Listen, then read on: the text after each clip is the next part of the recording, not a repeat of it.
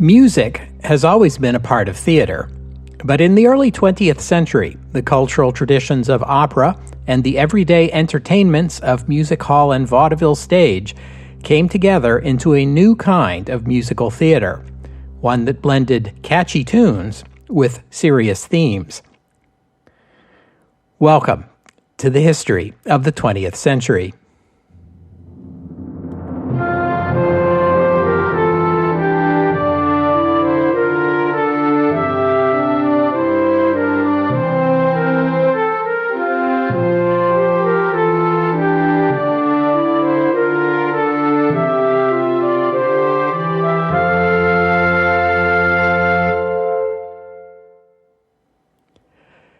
Episode 244, Anything Goes.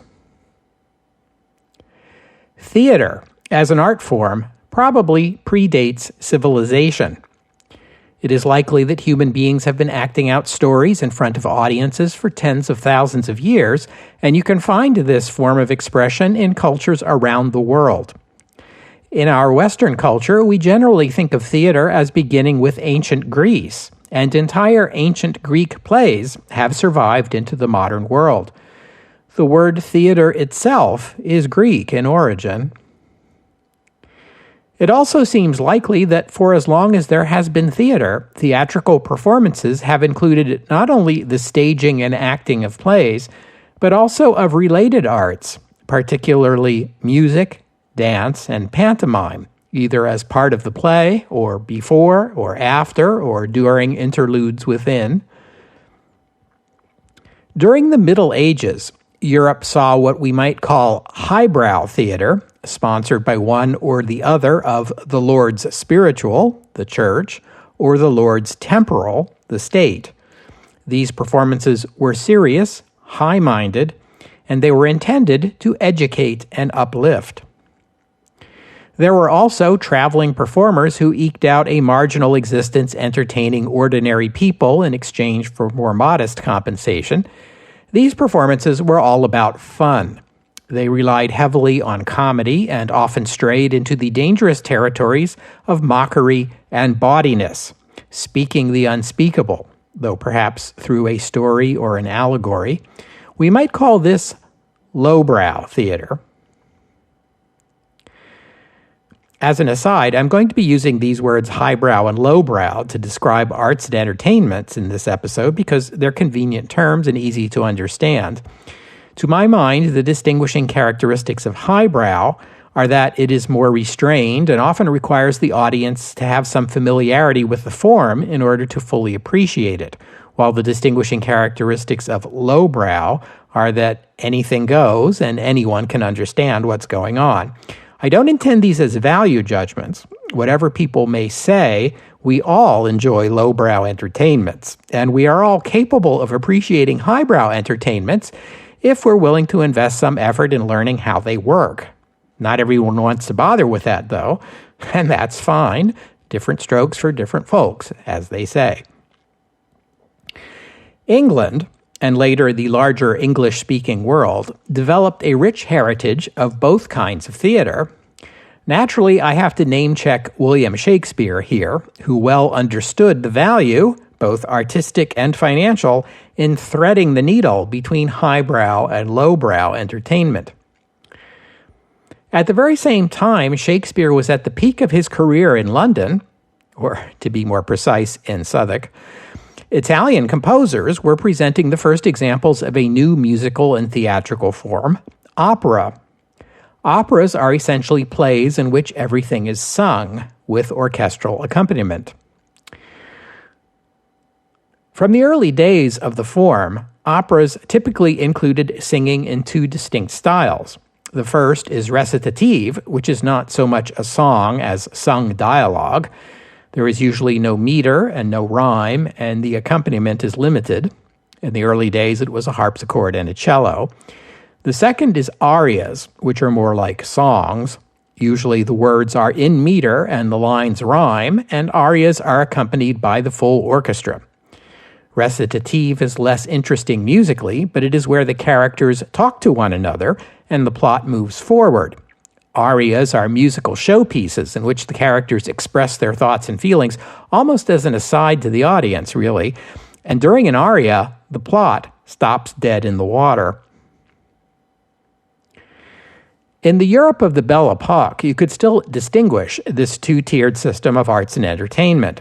There were plays and operas and concerts of classical music, highbrow performances intended for those with educated elite tastes. And there were lowbrow entertainments that included comedy, dance, and popular music. In Britain, the distinctive manifestation of this form of entertainment was the music hall. These were like theaters with entertainments on a stage, but the audience would be seated at tables and could eat or drink or smoke during the performances. The onstage entertainments would be a series of unconnected performances, including songs, dances, comedy skits, mimes, jugglers, anything that might draw an audience, really. The music halls were where most popular songs of the period got their start. A few music hall songs are still familiar to English speakers in our time, like It's a Long Way to Tipperary and Daisy Bell, two songs we have encountered before on this podcast, as well as classics like I'm Henry VIII I Am, The Man on the Flying Trapeze, and Pack Up Your Troubles in Your Old Kit Bag. I bet most of you listening could sing a line or two from every one of those songs. Canada and the United States had comparable entertainments, but we don't call them music hall because you didn't find that sort of venue in North America. On this continent, we speak of burlesque, and especially of vaudeville. Both of these forms got their start in France, as their names suggest. The word burlesque originally meant a parody or mockery, often of some other literary or dramatic work. A 19th century burlesque might, for example, put on a staged parody of Hamlet that ridicules the story and includes lots of bad puns and ribald humor. This kind of entertainment is still very much with us today, on television, among other places. Over time, the sexually suggestive humor and the scantily clad young women overtook the other elements of burlesque, and it became a form of entertainment most noted for pushing the bounds of sexual humor and nudity as far as the law of the time and place would allow, and often a little bit farther than that. By the Roaring Twenties, burlesque was synonymous with striptease acts, the most famous of these being Sally Rand, Blaze Starr, and Gypsy Rose Lee. Between the striptease acts, there would usually be interludes of ribald stand-up comedy. Some of the most famous comedians of the era got their start in burlesque, including Eddie Cantor, W.C. Fields, Bud Abbott and Lou Costello, Fanny Brice, Mae West, Sophie Tucker, and Jackie Gleason. New York City was the capital of burlesque during the Jazz Age until the late 1930s, when the administration of Reform Mayor Fiorello LaGuardia cracked down on lewd entertainment in the city. Vaudeville was burlesque's more upscale cousin. It offered a variety of entertainments in the form of short performances, usually unrelated to each other, by singers, musicians, comedians, dancers, magicians, acrobats, jugglers, you name it. The emphasis here is on the word variety. In fact, variety show was sometimes used as a synonym. Vaudeville filled the same entertainment niche in North America that music hall did in the British Isles. It was the most important form of entertainment from about 1880 to about 1930, when it was overtaken by motion pictures and radio.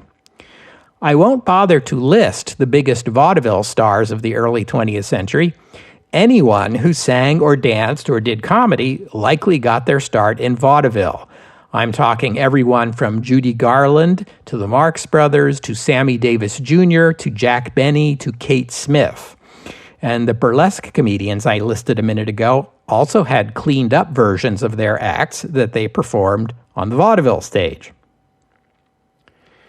And I really don't want to have to bring this up, but any survey of stage entertainment in the United States has to include minstrel shows. The word minstrel usually means a medieval European entertainer, often itinerant, one of these people who performed a variety of acts not unlike what you'd see in vaudeville. But in the United States, the term minstrel show has another meaning, that of white entertainers who darkened their skin and sang or danced or did comic skits while pretending to be African American. Their portrayals of African Americans ranged from offensive to repulsive. Minstrel shows were often advertised as carefully researched reproductions of authentic African American music and manners, which raises the question of why white audiences who embraced what they took to be African American art and culture never embraced, actual African Americans. Minstrelsy took off before the Civil War, when most African Americans were enslaved. The final decades of the 19th century saw the bizarre development of minstrel shows performed by African American entertainers. At the time, it was virtually the only way an African American entertainer could get a gig in front of a white audience. By the early 20th century, and particularly after the Great War, as African American entertainers were more frequently included in mainstream entertainment, professional minstrelsy faded away. But bits with white performers performing in blackface continued to be included in vaudeville for some time. Minstrel show bits were also included in U.S. motion pictures into the 1950s. The very first feature film with sound, 1927's The Jazz Singer, features Al Jolson portraying a singer who performs in blackface. And you find it as recently as the 1983 film Trading Places, which has a scene with Dan Aykroyd in blackface, for reasons that escape me. And what was Amos and Andy, if not audio blackface? By the time of the 1960s civil rights movement, professional minstrelsy was quite dead. But white amateur minstrel performers continued to wear blackface for the rest of the century, and believe it or not, it occasionally appears even in our time. Minstrelsy died away, but it influenced other forms of American entertainment. Stock characters like Jim Crow, the loud and irritating intruder into an otherwise placid scene, and the dandy who puts on airs and pretends to be far more educated and sophisticated than he actually is, but constantly gives himself away by misusing or mispronouncing words and displaying unfamiliarity with common etiquette. These kinds of characters still regularly appear in modern comedy, although in a deracialized form. Jokes that originated in minstrel shows are still familiar to us today. Jokes like, "Why did the chicken cross the road?" to get to the other side, and "Who was that lady I saw you with?" "That was no lady, that was my wife." There's one last form of 19th century entertainment I need to cover here, the operetta. The word operetta is literally the diminutive form and means little opera. Operettas first appeared in France in the first half of the 19th century. They are characterized by being shorter and less ambitious in scope than grand opera. They also typically take on lighter topics with less drama and more humor, even satire. And they dispense altogether with recitative. Characters simply speak their dialogue and save their singing voices for the arias. This at a time when grand opera was getting grander and grander. Witness the works of Richard Wagner. The big name in French operetta was the German-born Jacques Offenbach. In Austria, it was Johann Strauss. But the team who introduced operetta to the English-speaking world was, of course, that of the phenomenally successful partnership of dramatist Sir William Schwenk Gilbert and composer Sir Arthur Sullivan, who in the last quarter of the 19th century produced 14 famous comic operettas, including such standards as The Pirates of Penzance, The Mikado, and HMS Pinafore. The operettas of Gilbert and Sullivan were received enthusiastically everywhere in the English-speaking world. They were frequently performed, frequently imitated, frequently plagiarized.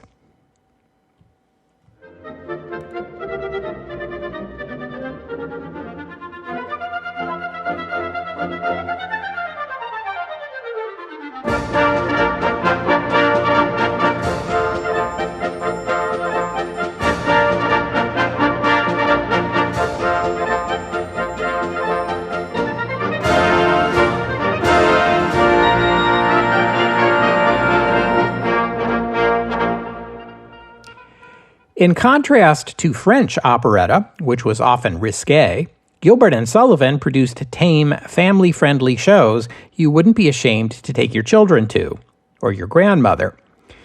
These operettas were often painfully proper and very Victorian, so much so that after listening for a bit, you begin to suspect that Victorian values are actually being mocked.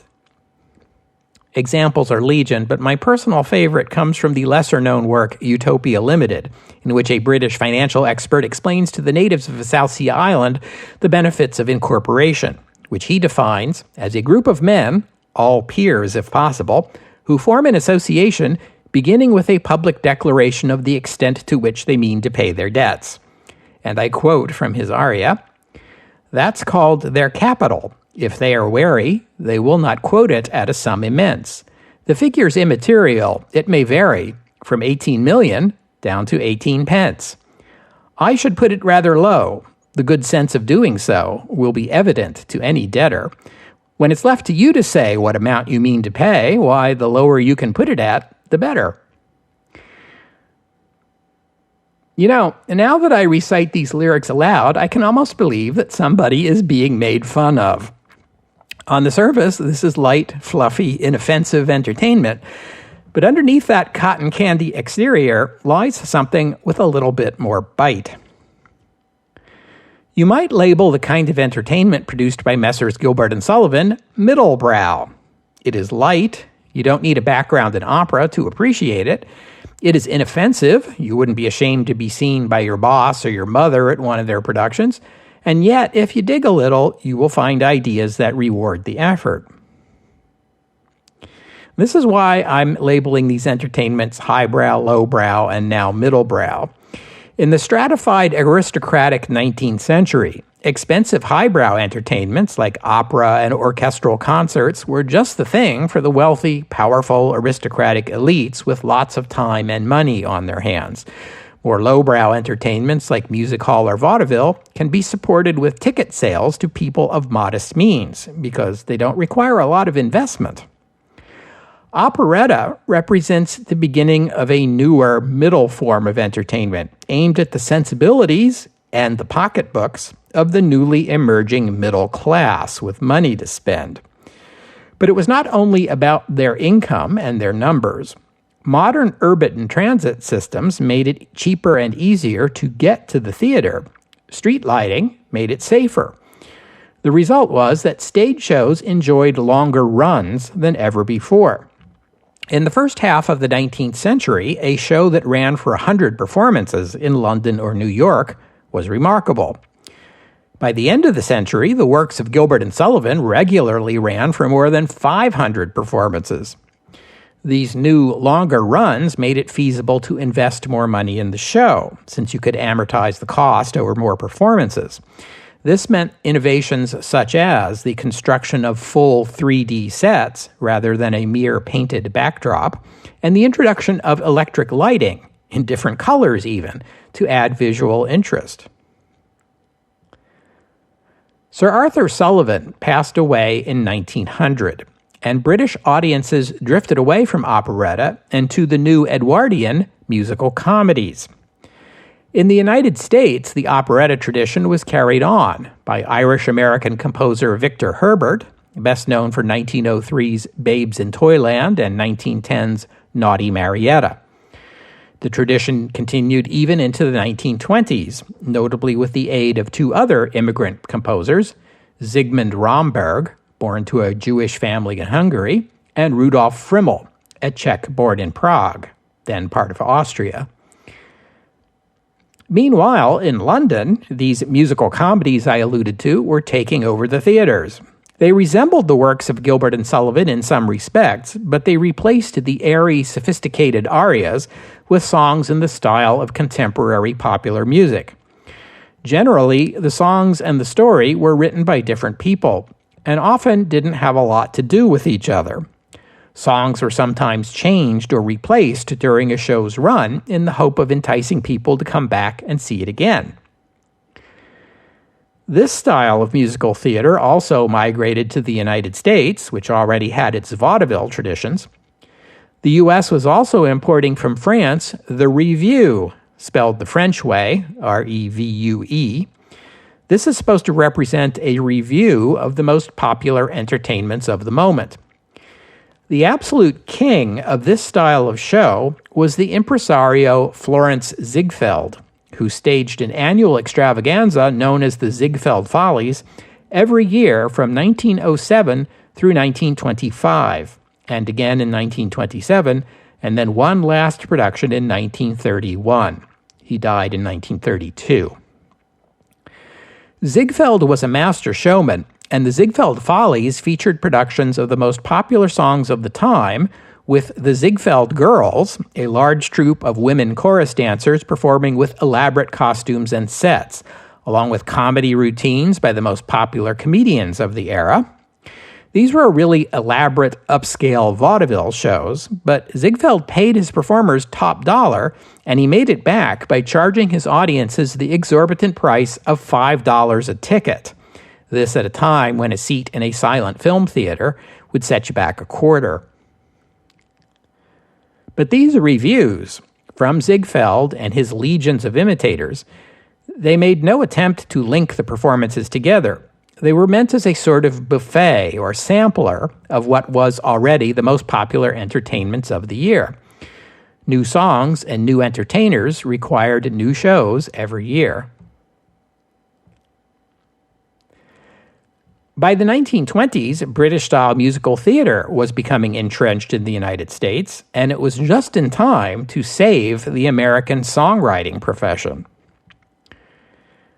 As longtime listeners well know, because I keep repeating it, the songwriting business in the U.S., known as Tin Pan Alley, used to make its money from the sale of sheet music direct to consumers, who would play the songs on the piano in their homes. The introduction of first the phonograph and then broadcast radio eliminated a good chunk of Tin Pan Alley's income. But musical stage shows opened up a new market for songwriters.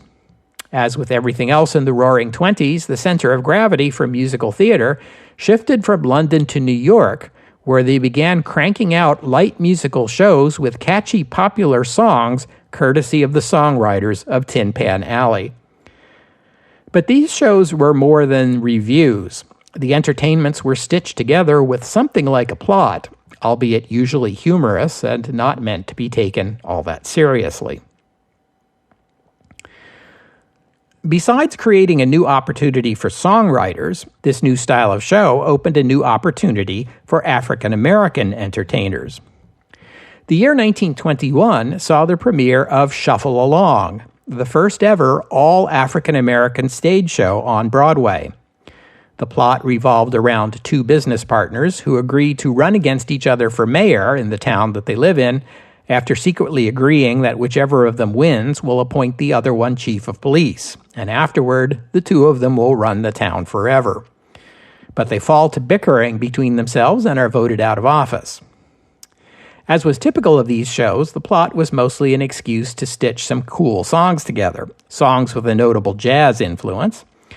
There's more than a little bit of minstrelsy in this show, but it was a big success, running for over 500 performances, and it helped break the color barrier in American entertainment. The show's most memorable song, I'm Just Wild About Harry, is still familiar to many of us today.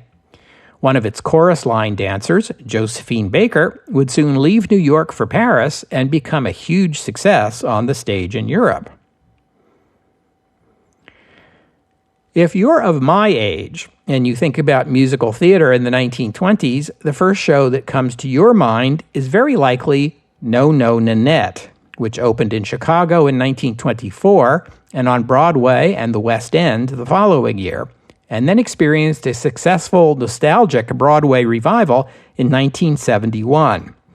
The story is a light farce. The show gave us two songs still familiar today, Tea for Two and I Want to Be Happy.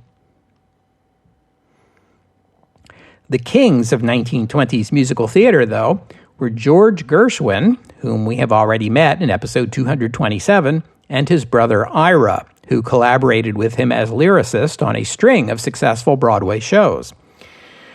There was 1924's Lady Be Good, about the travails of a brother-sister dance team, originally portrayed by the real-life brother-sister dance team of Fred and Adele Astaire. This show gave us the well-known title song and fascinating rhythm. In 1926 came the show OK, which gave us the song Someone to Watch Over Me. The following year saw Funny Face, again starring the Astaires, which gave us the song Swonderful. In 1929 came Showgirl, which included a ballet sequence performed to Gershwin's An American in Paris. And this one was produced by Florence Ziegfeld. A year later, Girl Crazy came out, the show that launched the careers of Ginger Rogers and Ethel Merman. It includes the songs Embraceable You and I Got Rhythm, both of which are still familiar today. The Gershwin brothers were unquestionably the most successful Broadway songwriters of the Roaring Twenties, but the most important, the most influential musical stage show of the period came from a different songwriting team. Before I get to them, though, I have to reintroduce you to the American novelist Edna Ferber. You'll recall I mentioned last week that she was part of the gang at the Algonquin Round Table.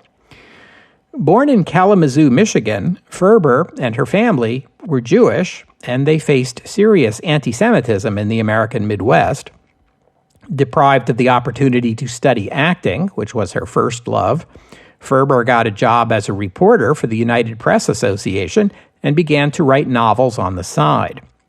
Her fifth novel, So Big, published in 1924, was a tremendous success and won her that year's Pulitzer Prize for the novel.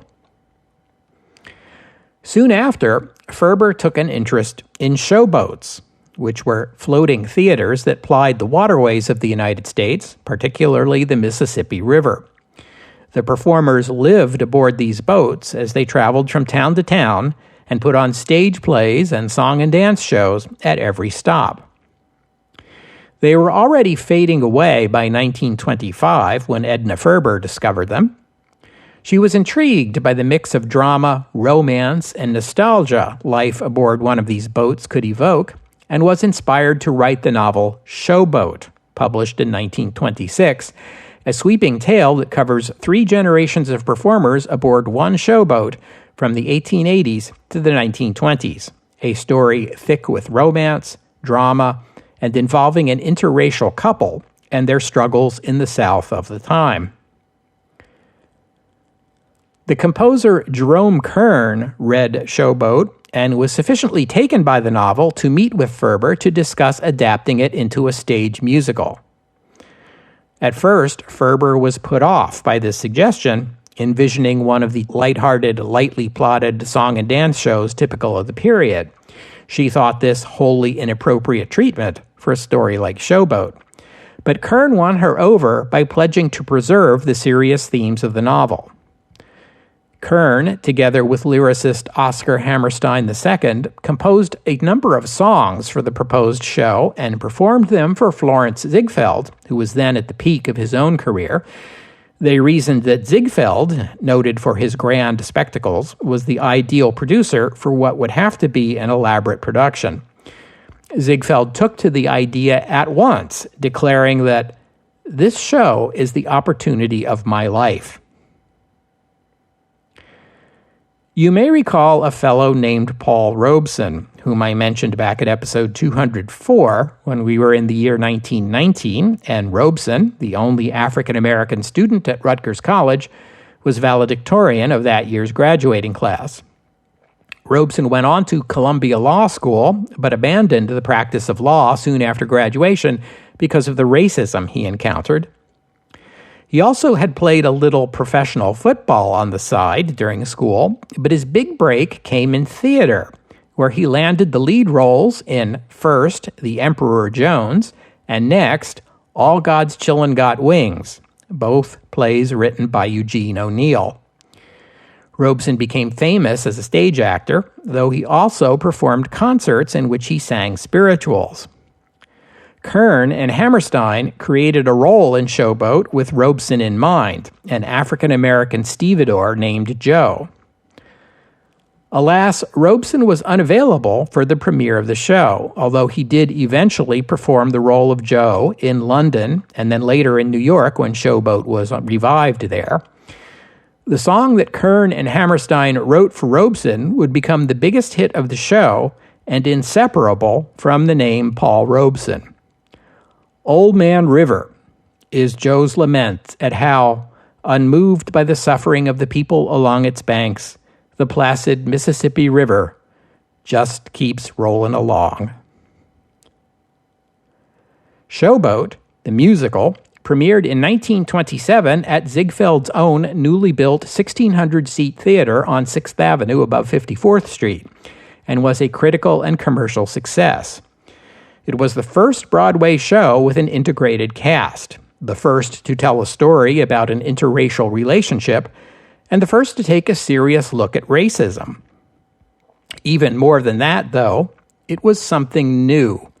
Not an opera, not an operetta, not a revue, and with a far more substantial story to tell than you found in something like No, No, Nanette.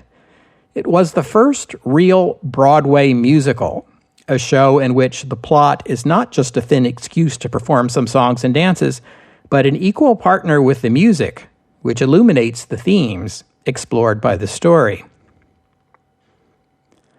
Showboat was a landmark in the history of theater. But for now, it will be a singular one. It will not be until the 1940s before anyone else attempts another musical on this scale.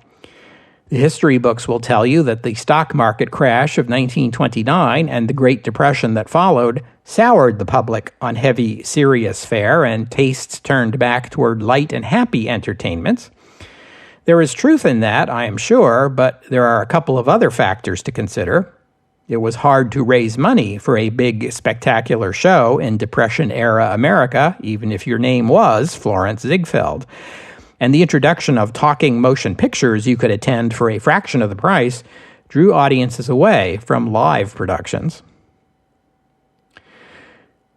But George Gershwin never got discouraged. He continued to write music for the stage and got more serious about it all the time. He and Ira created a musical, Strike Up the Band, in 1927 that was unsuccessful, but it was revised and made a better impression with its 1930 revival. Strike Up the Band was a pointed political commentary about an American cheese magnate who lobbies Washington to impose a heavy tariff on imported cheese, and then, following diplomatic protests, induces the U.S. to go to war against Switzerland. The title song from that show became the fight song for the marching band at the University of California, Los Angeles. The Gershwins' next show, 1931's Of Thee I Sing, which I mentioned last week, is another political parody about an unorthodox presidential campaign. It became the first musical show to win the Pulitzer Prize for Drama. In 1934, Gershwin began work on an opera based on the 1925 novel Porgy by DuBose Hayward, about a disabled African-American beggar in Charleston, South Carolina, and his love for a woman named Bess. It had already been made into a play by DuBose's wife, Dorothy Hayward, so the opera was titled Porgy and Bess to distinguish it.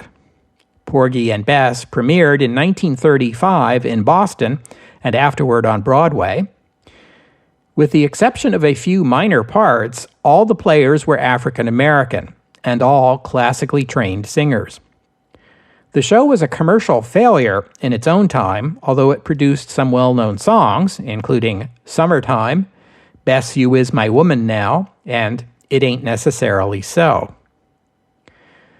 The late 20th century, however, saw a revival of interest in Porgy and Bess, and in our time it is regarded as perhaps the greatest American opera of all time. Alas, George Gershwin would not live to see his greatest work come into its own. After its initial failure, he moved to Southern California to work on film scores. By 1937, he was complaining of headaches and experiencing coordination problems that impaired his ability to play the piano. In July of that year, he fell into a coma and it was determined that he was suffering from a brain tumor. Surgery was attempted, but he died soon afterward, on July 11th, at the age of 38, a tremendous loss to American music. We can only dream about what great compositions died with him.